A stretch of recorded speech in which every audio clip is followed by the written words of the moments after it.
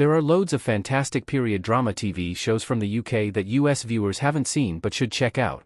Some of the best TV shows of all time are period dramas, with the genre being so popular because of how many settings and plots come under the label. Period dramas are set in the past, which can vary from 10 years ago to centuries. This allows for all manner of characters and stories to unfold. Period dramas continue to soar in popularity, especially in recent years, as streaming services like Netflix and Amazon Prime are jumping on the trend. TV shows like Bridgerton are notably successful because they send audiences back in time and draw them into a new world.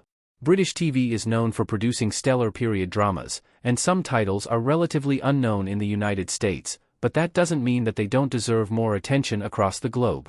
Poldark stars Aidan Turner as the titular character, and his performance is one of the best qualities of the show overall. Poldark is an adaptation of a book series by Winston Graham and spans between 1781 and 1801, right at the heart of and after the fallout of the American Revolutionary War. Ross Poldark's return to his home in Cornwall after being a dedicated member of the British Army, only to discover that he is now the heir to his father's estate, is a compelling premise. Rather than focusing too much on the war itself, Poldark spends significant time on Ross' personal connections. His relationship with his former maid and then wife, Eleanor Tomlinson's Demelza, stands out.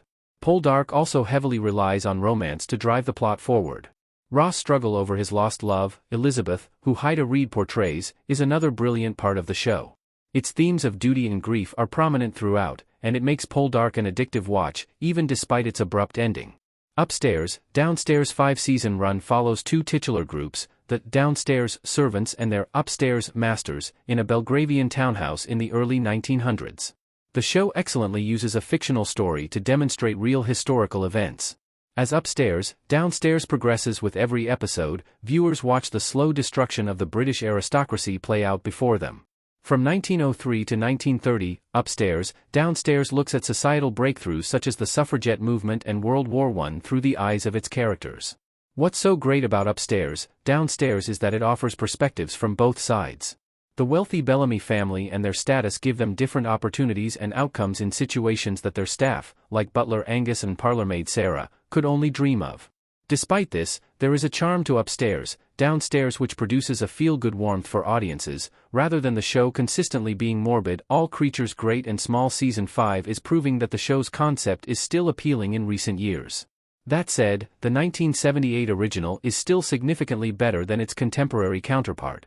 The show is based on Alf Wright's books, under the pen name James Herriot, and the true stories about his time as a veterinarian in 1930s Yorkshire.